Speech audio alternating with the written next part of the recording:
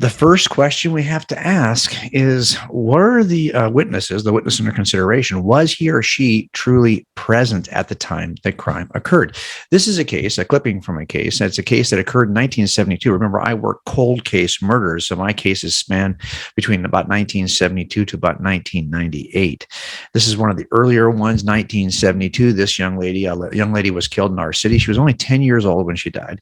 And this guy in the center of the clipping as the one who was accused. He actually confessed to the entire crime. Now, it turns out this is a couple of years later, right? We're actually 2 years after the actual murder. And it turns out this guy was lying about the entire confession. Yes, he had some issues. Clearly, he had some issues confessing to a murder he didn't commit, but he is not our killer because he wasn't there. And eventually, we eliminated him. We actually solved this case in 2019 on the basis of ancestry DNA. So that's pretty cool, right? It's the only case I've ever solved on the basis of DNA. But here, I wanted you to see that this is a man who claimed to be there, but you cannot be the suspect if you weren't there. And he wasn't there. You also, though, cannot be a witness if you weren't there. And that's the first thing we're going to test. Was the person who claimed to be a witness really there at the time of the crime? And that was my suspicion about the Gospels. They're written late in history. And I thought, you know what? You can't trust these Gospels written that late, because I would have said they were written down here somewhere. And I'm not alone in that suspicion that they were written late, because a lot of skeptics like Bart Ehrman himself have written a number of books claiming either that they're unreliable for this reason or that reason, or they're just written too late in history to have been written by eyewitnesses. And that's true. If they're written down here on the timeline, well, look, you're better off, if you're going to lie about Jesus, wait until everyone's dead before you start writing. You can say anything you want. Well, there's the problem. Of course, if they're written earlier on the timeline, the closer they come to the actual events, the more reliable they become. And in fact, if they're written down here and they're written by people who would have been writing as eyewitnesses, or at least would have been writing when other people who knew the truth would be there to kind of debunk them, I think there's actually a good reason to believe they're written down here based on a circumstantial case. I'm going to walk you. That's why I spent so much time in the last session talking about circumstantial cases. So let me just take a second to walk you through why I think this is reasonable to infer that the Gospels are written early. Look, there's a book written by Luke, not just the Gospel of Luke, but the book of Acts. And in that book, he writes about everything that Jesus did and that he said, and then he ascends into heaven. That first chapter, he's still with the disciples. Then he ascends into heaven. And then now you've got a good record of the first century account of all of the disciples of Jesus who are testifying about the resurrection. Okay. Does Luke ever mention the destruction of the temple? You think he might include the destruction of the temple, since he's going to say that Jesus predicted it? Wouldn't you want to show Theophilus, the person to whom he's writing the book of Acts, wouldn't you want to show him that this actually occurred? Yet it's missing from the book of Acts. And in fact, so is the destruction of the city. The siege of the city that destroys Jerusalem was a horrific event. If you were writing about anything in New York City around 2001, wouldn't you want to include the Twin Tower attack? If you don't include it, wouldn't you be suspicious? Well, this is not included either. As a matter of fact, at the end of the book of Acts, Paul is still alive. And we know when he died around 64 to 67 in Rome. It's a spectacular death. Why not include it? And Peter's still alive at the end of the book of Acts. But, Luke doesn't talk about how Peter died. He doesn't talk about how James, the brother of Jesus, died. Look, Luke has not got any problem discussing deaths, the deaths of even people who are important, or he says are important, like Stephen. Stephen dies and he records it. James, the brother of John. Okay, James, the brother of John, is a true nobody, but James, the brother of Jesus, is a true somebody. Okay, so why wouldn't you include James, the brother of Jesus? The three most important figures in the book of Acts. Luke is silent about their death. Why? Well, if it hasn't happened yet, that might be why he hasn't talked about it, hasn't written about it. I think that's a reasonable inference. I'm going to place the writing of Acts just a year prior to the first missing event, and then we'll test this. Now, remember, he writes two books. The first book is the Gospel of Luke. He's going to have to write that earlier, and he says he wrote that earlier in the first verse of the book of Acts. And I'm going to date that as early as 53. I'll show you why in a minute. So he says to Theophilus, he wrote two books. Luke is the first. Now, we have some internal evidence that would help us to take a look at this case, at this dating so far. For example, Paul writes a letter to Timothy, 1 Timothy 5. And in this verse, he talks about how Timothy should be paying honor to people who lead. The people who lead the church are worthy of being reimbursed or being compensated financially, he says. And my Bible tells me this, Timothy. Paul says, my Bible tells me so. And what he says right here, the scripture says in the bottom half of the verse, scripture says, do not muzzle the ox while it's treading out the grain, and the worker deserves his wages.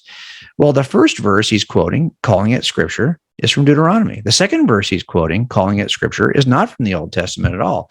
That is from the Gospel of Luke. He's calling it scripture on par with Deuteronomy. That means it's got to be around for a while before you start thinking of it as scripture. And he's writing this as early as 63. But I did say 53 for the Gospel of Luke, and that's because there's another verse in which Paul is writing to the Corinthian church. In the Corinthian church, he planted a couple of years earlier in 51. It's now off the rails, doing all kinds of things it shouldn't be doing, including getting drunk before the Lord's Supper. And he writes to them saying, hey, I taught you better than this. And he refers to something he must have taught them 2 years earlier. And it's the only place you will see, aside from one other source, in which Jesus allegedly does the Lord's Supper and tells his disciples to do all of this in remembrance of me.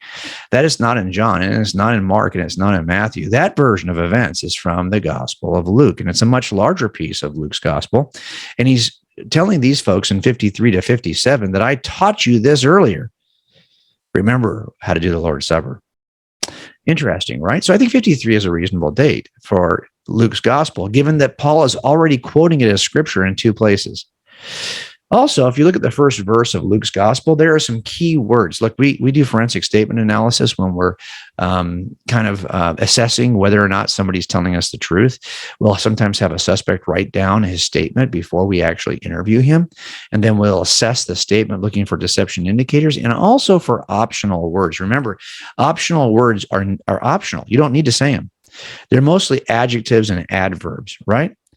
I could say, this is my beige or gray clicker, my PowerPoint advancer, the little laser beam thing. Well, I could say it's my gray clicker, and that you might wonder, well, why am I saying it's my gray clicker? You could just say it's my clicker. Why add the adjective gray? Well, maybe I have a black one too. So this is the gray one. The other one's black. Okay. Well, here I see some optional words. Remember that Luke is saying here that he is not an eyewitness, that he is simply interviewing those who were eyewitnesses and servants of the word. And then he says, therefore, since I myself have carefully investigated everything from the beginning, it seemed good also to me to write an orderly account for you, most excellent Theophilus, so that you may know the certainty of the things you have been taught. Now, here he uses 3 optional words. I've highlighted the first one, carefully. Doesn't need to use that word. Why would you use that word? He's carefully investigated. Is there somebody else who's not writing a careful account? Well, maybe. If you compare Mark's account to Luke's, the first impression you're going to get is that Luke's is much more careful, much more detailed, much more comprehensive. Also, he says that Theophilus is most excellent. Now, that's a term that's often used for city leadership, somebody who's important within a city structure. We don't know who Theophilus is, but he's apparently somebody who matters. Then you see this other word, which I thought was really interesting, orderly, an orderly account for you. This is not a word that means tidy. It just simply means it's in the correct chronological order. Well, wouldn't you assume that a historical account describing everything about Jesus from his birth to his death and his resurrection, I mean, it seems like it's in the right order, right? Well, maybe, or maybe not. Maybe he's comparing his account to another account that's not in the same order, not in the right order. And you do, if you compare Mark to Luke, you will see that the order varies in many places. And Papias, an early bishop, says that Mark's account is accurate.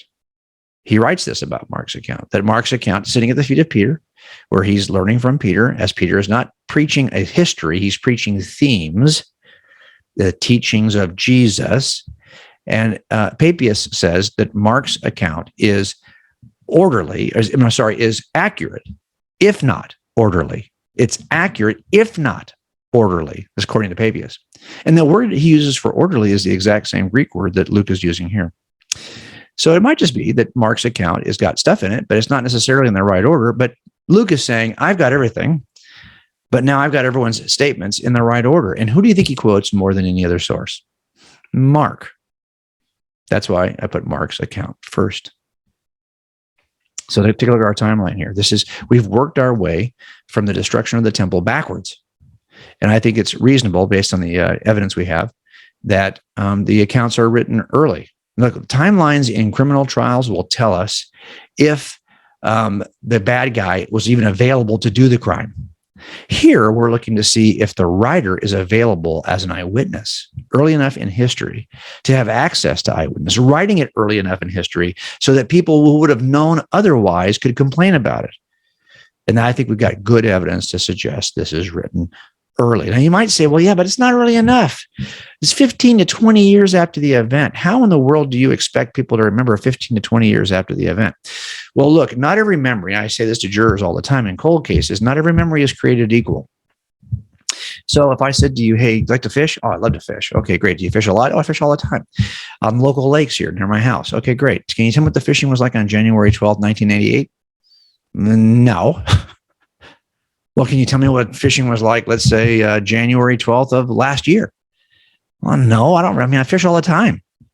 Look, one day of fishing seems to be just like every other day of fishing if you are somebody who fishes a lot. But it turns out if one day you're out there fishing and someone walks up to you on the water, well, that ends up being a day that you will not forget.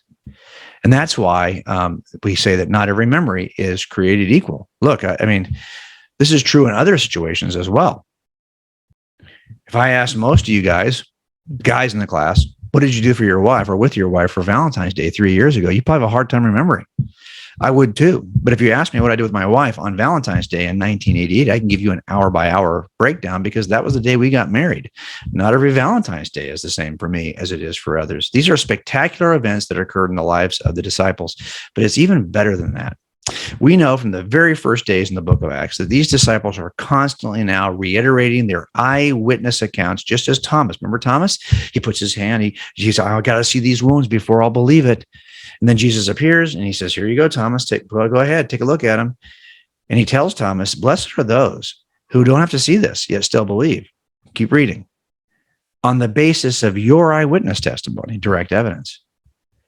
And these folks testified as evidence, as direct witnesses from that point on.